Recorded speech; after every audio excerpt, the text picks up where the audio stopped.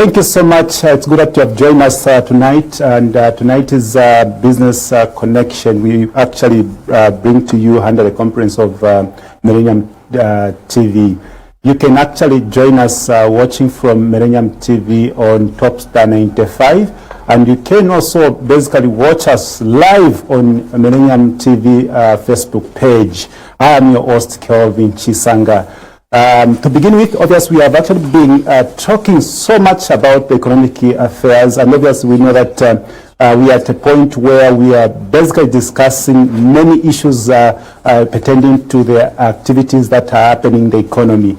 And just to give a shape on what we have actually been talking about, we are basically focusing on the state of the economy, which actually we began talking with some two gentlemen. I'm sure those of us who have actually been keenly or religiously following what has been happening will be able to attest to this. This night we are privileged once again to have been joined by Mr. Morris Malambo, who's coming from Afrinet as Executive Director from there. Mr. Malambo, good evening and welcome to this program. Thank you so much. Always a pleasure. And good evening, viewers. Thank you. And once again, we are yet to see the vibrance that is coming from the fresh economist who is actually coming on the block. I would say the kid on the block who is academically vibrant, as I keep talking about it. And this is no other than Stanford Siamutwa. Good evening, Stanford Siamutwa. Good evening, Mr. Sanga. It's good to be here. It's my pleasure. We just get straight into it. Obviously, we have actually built a foundation of which I'm just going to make a continuation of what we have been talking about. Mr. Malambo, I would love to maybe scratch a bit on what has been happening regarding to the statement that was given by the Minister of Mines in relation to a number of things. Obviously, we know that there has been deliberation talking about Mineral Commission Board. There has been liberation around the new minerals that we're talking of in Mansa or Wapula in particular, and many others issues to do with copper mine, Konkola copper mine, and also issues to do with Mopani. How did you receive this sentiment, as a player in the market? Well, first of all,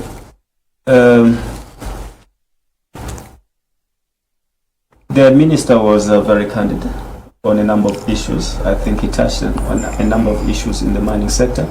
It was a very comprehensive position of government. As a matter of fact, you should be interested to know that about 3 weeks ago, we did engage the highest office in the land, the office of the president, in connection with the deliberations that have taken too long to deal with the Konkola copper mine. Yeah, so I don't know if that was a response from the same, but I'd like to believe a number of people have been raising concerns regards the state of Mopani mine and KCM, and also matters that have been obtaining to do with illegalities around sugilite and other minerals. So the position of government was very comprehensive on a number of issues.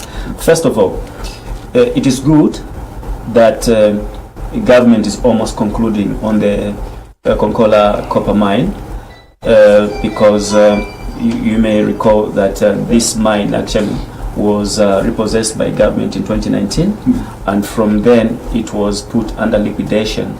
So it was basically operating under what you call care and maintenance. So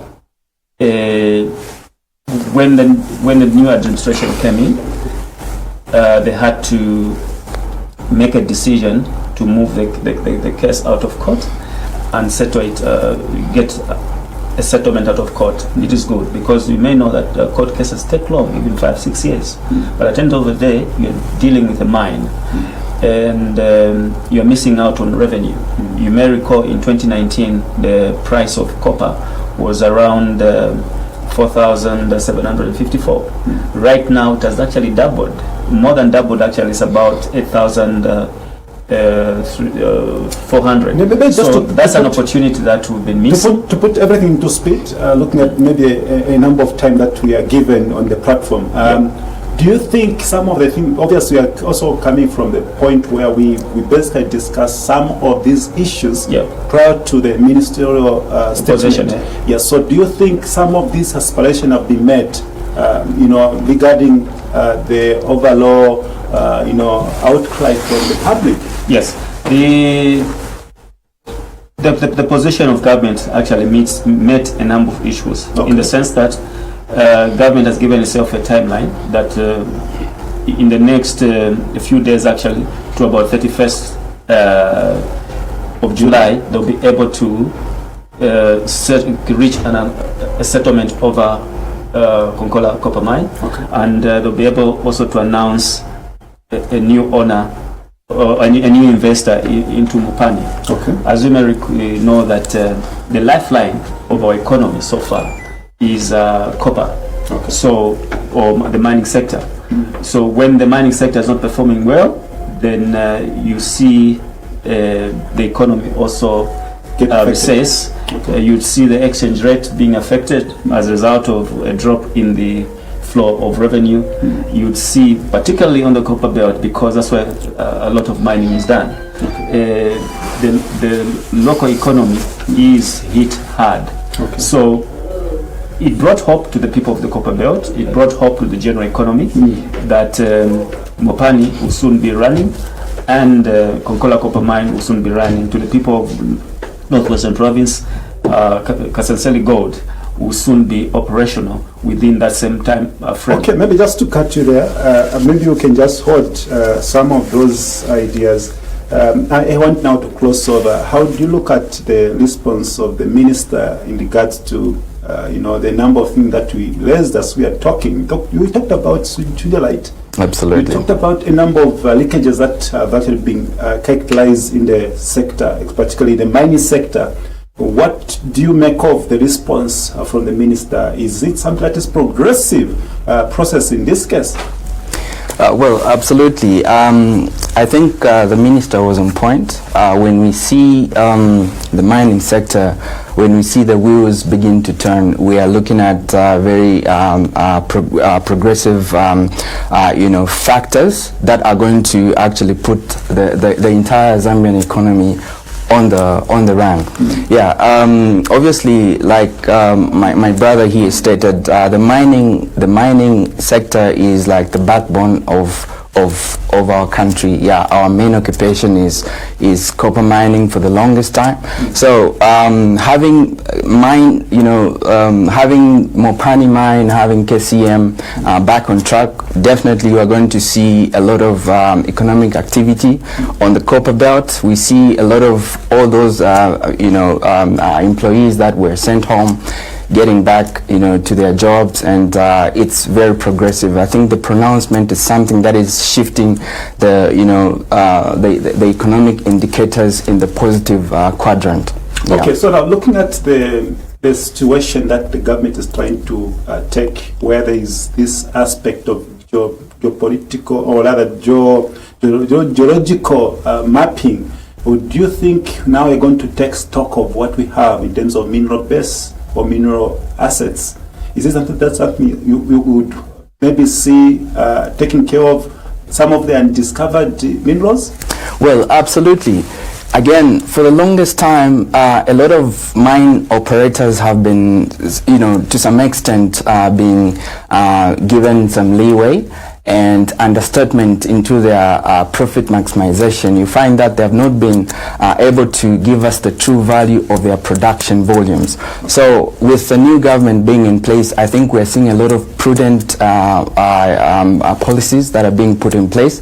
We see that even the auditing structure has been firmly implemented, and we're going to see that there's the stockpile of our mineral resources are going to have 100% accountability, because we do have the experts and we do have the eyes on the ground to ensure that nobody gets to get away with issues to do with maybe tax evasion, and obviously with so many things being discovered, it's an eye-opener even for an ordinary Zambian to see that the government is super serious, and the pronouncement again of the minister is an eye-opener for everybody to see that we are on the right track.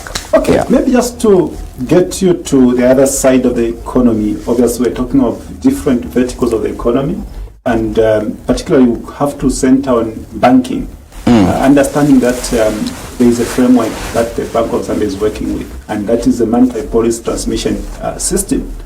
How are you looking at it currently in relation to the projected economic growth? Are we seeing an exponential growth in relation to the current scenarios? Are we seeing that narrative working out? Well, absolutely, absolutely. And you see, the Bank of Zambia is mandated to supervise, the financial system, the payment systems, the money market, the foreign exchange markets. And previously I can maybe recall the period prior to the general elections. Again, we saw a lot of fundamentals out of play. We saw a lot of economic indicators out of play. And there was serious mismanagement, I can say serious mismanagement of the economy. And, the current leadership at the central bank, I think they have put in stern measures to ensure that all the indicators, all the financial fiscus are in play. And, we are making positive strides, and I think the economy is really running in the positive direction. Okay. Before I swing back to Mr. Malambo, I would love maybe to particularize this concerned matter. We understand like this moment that we have some possession or repossession of some sort, where the Bank of Zambia has taken possession of the Bank of Zambia, as well as some other private companies which are also interplaying to the economy. Absolutely. What do you make of the DBZ being taken over? What is your stance, or what can you make of this situation? Well, again, the Bank of Zambia supervises all the financial institutions in this country, and financial institutions have to operate under the regulations of the Banking and Services Act. And particularly, the Bank of Zambia has exercised its authority to repossess or to take possession of the Development Bank of Zambia due to lack of adequate capital, and the Better Now Finance, which has also been possessed by the Bank of Zambia due to insolvency. Now, to just explain the insolvency issue, this is where the company or an institution fails to meet its long-term obligations, its long-term debt obligations to its creditors. So in that particular instance, the Bank of Zambia saw it fit to say, if we keep on recapitalizing the DBZ, for instance, we are going to run into what we call the bank run, where in as much as we understand that the DBZ is it's a non-deposit taking institution, but it's currently running with SMEs, it's currently funding projects. Don't you think that we're contradicting ourselves when we're trying to drive enterprising development on one hand? Then this bank, because somehow it was overborrowed by some politically exposed persons or people, don't you think we are depriving ourselves from developing and sustaining the fortitude of SME? Don't you think it's in that sense? Well, on the contrary, I would like to think that I think Development Bank of Zambia was to some extent mismanaged at some point.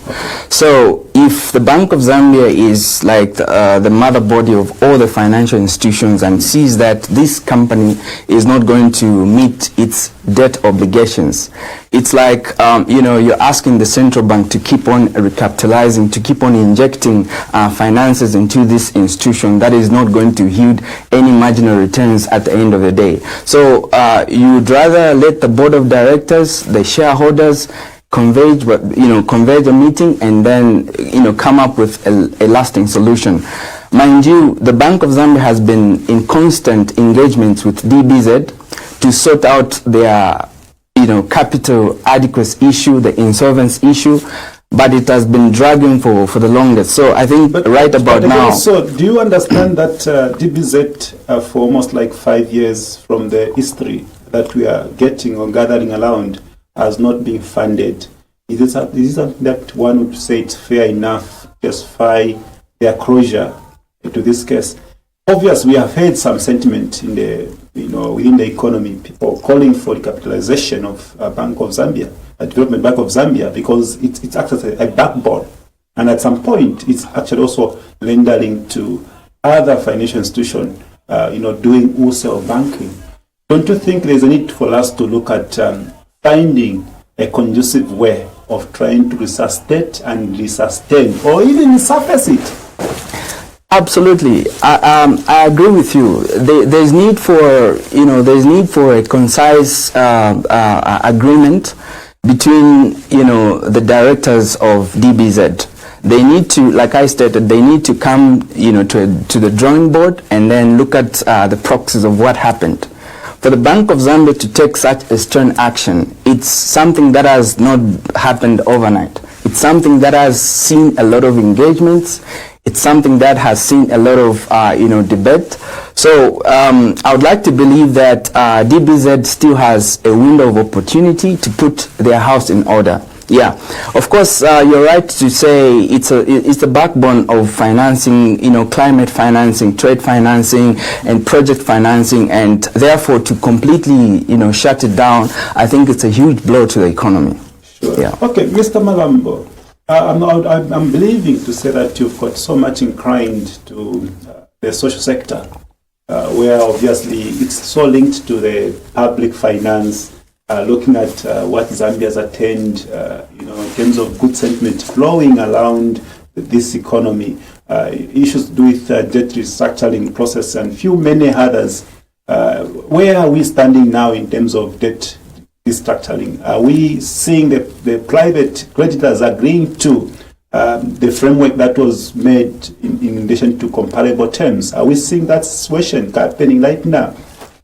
Well, I'm very much optimistic that we'll be able, or the government will be able to restructure the debt that is owed to the private. How is the current momentum right now? Yeah, I think the momentum has increased.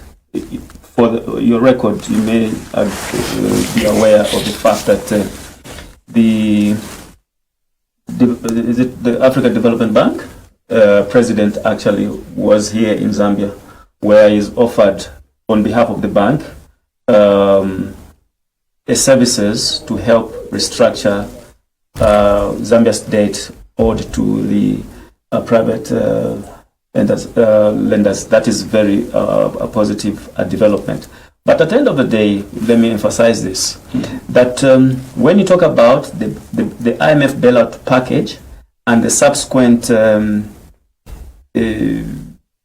restructuring of debt, it is not so much, for me, it's not so much to do with the resources in terms of 1.3 billion that we got from IMF to be rolled out over 5 years, and also the fiscal headroom that has been created as a result of debt restructuring.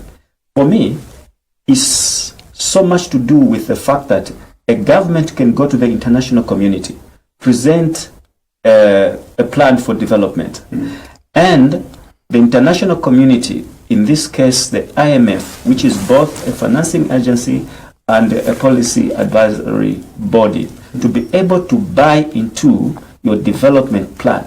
That generates credibility in terms of policy credibility, in terms of the way the international community is going to engage with you. So at the end of the day, this current administration has not just scored fiscal, that is injection of liquidity into the economy, but it has also brought about fiscal and policy credibility onto the international market. Okay, speaking of those two levers of the physical and international credibility, how is our sovereign rating as at now? Are we getting to an improved platform, or are we basically still in CC plus? Where are we standing in terms of the rating capacity right now? The rating as far as I remember, to the best of my knowledge, I seek to be corrected, I think the last rating was when we defaulted. Okay. But remember, when we defaulted, with the entry of the new government, first of all, they had to clinch what is called a Debt Service Suspension Initiative, okay. DSSI, okay. Which was basically an agreement with the creditors to suspend the service of debt. Okay. Then the next thing, we managed to clinch the IMF package deal. So the negativity that was generated as a result of having defaulted, in a way, has been steadily improving? Yeah, steadily improving as a result of engaging with international organizations such as the IMF, which is both a financing agency and a policy advisory institution. You may recall that the moment after the government managed to clinch the IMF bailout package, a few weeks or a month later, we saw government being able to get a concessional loan from the World Bank. And we've seen a number of players in the economy. For instance, when the president went to, is it Saudi Arabia or Dubai? United Arab Emirates. Yeah, United Arab Emirates. You saw the pledge of investment in key sectors of the economy, such as energy, being made, and forth and back visitation between Zambia and a number of countries being undertaken. Okay, allow so me to that has generated. To interject one thing. I got one element which was a fiscal headroom. Yes. You have critically mentioned about it, and obviously we are looking at it from the starting point of view. Yes. So now, looking at the current situation, obviously we know that maize has not been produced to that capacity, and we've seen the skyrocketing of the prices, on maize, particularly, translating to the minimum cost. So now, are we seeing a narrative where the next coming, season, are we able to see a bump harvest when it comes to this? Because obviously we're looking at government putting a lot of trigger around support on physical. Is it something that we'll be able to see, that we'll be able to have bumper harvest, considering that we are facing this challenge both internally and externally? Obviously, the regional market is on a high standing demand. Do we have expectation that we should be able to see that the government will pumping a lot of funds into agriculture? Okay, that's a very intelligent question, Mr. Chisanga, you brought, because it helps us to move the conversation to a much more relevant position, in the sense that we talk about the positive policy scenario that so far government has achieved. But then there must be a trickle-down effect to the local person, the farmer in Chama, the farmer in Shiwangandu, the farmer in Dundumwezi. How does this good policy trajectory translate into positive social indicators in the lives of the people? First of all, in the agriculture sector, there is need to do an audit. I hope the newly introduced comprehensive farmer support that the UPND has rolled out, it has taken into account some of the pitfalls in the FISIP program. There is need to make agriculture to be a business sector or an economic sector, as opposed to what has always been the abuse that has been going on around FISIP. For instance, there were civil servants who are reported to be accessing FISIP. You had leakage of resources in terms of fertilizers and other inputs crossing the border. So we hope that those issues actually will be comprehensively looked at, and also that you take into account the cost of production, which has been to a large extent compounded by the importation of fertilizers. Now, with production at Kafue Nitrogen Chemicals of Zambia, and also the new plant, which is United Capital. Yes. Yeah. So that is going to help produce fertilizer locally. So we'll have cut down on overhead cost of bringing in and insurance and other related costs. So we should be able to see a considerable drop in the price of these commodities, so that we begin now to produce at a much cheaper level. That is what would help to drop the prices of foodstuffs such as mealie meal. Now, for the record, last year, government did not do a good job in the sense that they delivered commodities, the agricultural inputs, quite late, almost in the onset of rains. And if you have to look at the terrain of our country, in the rural areas, it's not possible. But this time around, if I may ask you, because at some point you entered on the part of auditing. Yes. And you mentioning of the late distribution of fertilizer and other important inputs in this, and it actually had to delay some of the processes in terms of planting time and all that.